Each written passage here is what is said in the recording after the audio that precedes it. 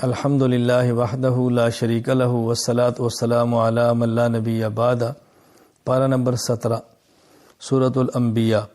چونکہ اس صورت میں اللہ تعالیٰ نے انبیاء کا تذکرہ فرمایا ہے، تقریباً 17 انبیاء کا، اس لیے صورت کا نام ہی سورۃ الانبیاء ہے۔ پہلے تو اس میں دنیا کے زوال کا ذکر کیا، وقت حساب کے قریب آنے کا ذکر کیا، پھر اس میں مشرکین کی گندی حماقتوں اور گندی عادات کا ذکر کیا۔ کبھی قرآن کریم کو جادو کہتے ہیں، کبھی شعر و شاعری کہتے ہیں، کبھی خواب و خیال کہتے ہیں، کبھی افطرا کہتے ہیں، کبھی من گڑت کہتے ہیں، کبھی کسی سیکھو کہتے ہیں، سب ان کے الزامات ہیں۔ اللہ تعالیٰ نے پھر ظالم قوموں کا انجام اس کے اندر بیان کیا، فلاں قوم کا یہ انجام ہوا، فلاں قوم کا یہ انجام ہوا، اور 17 انبیاء علیہ السلام کا ذکر فرمایا۔ حضرت موسیٰ، حضرت ہارون، حضرت ابراہیم، حضرت لوط، حضرت اسحاق، حضرت یعقوب، حضرت نوح، حضرت داؤد، حضرت سلیمان، حضرت ایوب، حضرت اسماعیل، حضرت ادریس، حضرت ذوالکفل، حضرت یونس، حضرت زکریا، حضرت یحییٰ، حضرت عیسیٰ علیہم السلام، حضرت ابراہیم کا ذکر بھی آ گیا۔ یہ 17 انبیاء علیہ السلام کا اللہ تعالیٰ نے ذکر فرمایا۔ پھر ابراہیم علیہ السلام کا واقعہ ذکر کیا۔ ابراہیم علیہ السلام نے بتوں کو توڑا، پھر ان کو قوم کے سامنے لایا گیا، آگ میں ڈالا گیا، اللہ نے اپنے کرم سے آگ کو ٹھنڈا فرما دیا۔ ابراہیم علیہ السلام پہ ہجرت کی، اپنا ملک چھوڑا اور آپ مصر سے ہوتے ہوئے مکہ مکرمہ پہنچے۔ اس میں حضرت داؤد اور سلیمان علیہ السلام کا واقعہ بیان فرمایا۔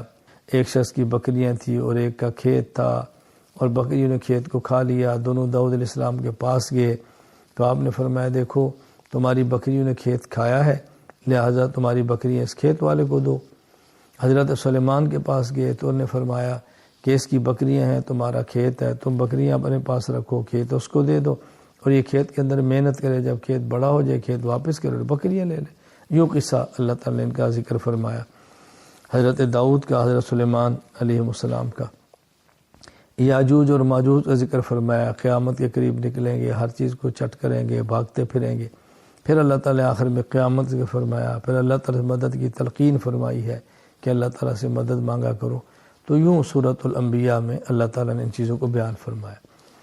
سورۃ الحج، اللہ تعالیٰ نے سورۃ الحج میں فرمایا کہ ایمان پر قائم رہو، دین پر پابند رہو، اور ابراہیم علیہ السلام کے بارے میں کہ انہوں نے جب کعبہ کی تعمیر کی ہے، پھر اللہ نے حکم دیا کہ تم آواز لگاؤ حج کے لیے۔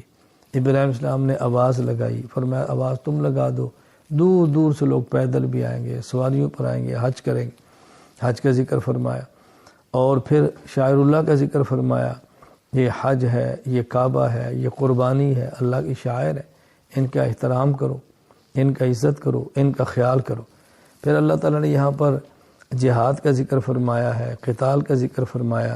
آیات یعنی یوں سمجھیں اس صورت میں جہاد اور قتال کی اجازت دی گئی۔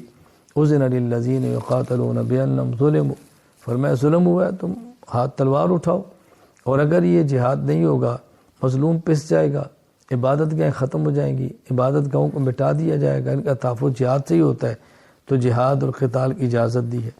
پھر اللہ تعالیٰ نے شرک کی مثال ایسے دی ہے، مکھی کے ساتھ مثال دی ہے، فرمایا معبودان باطلہ کیا ہے جن کی تم عبادت کرتے ہو، ایک مکھی کو پیدا نہیں کر سکتے، ایک مکھی کو بنا نہیں سکتے، تم ان کی عبادت کرتے ہو۔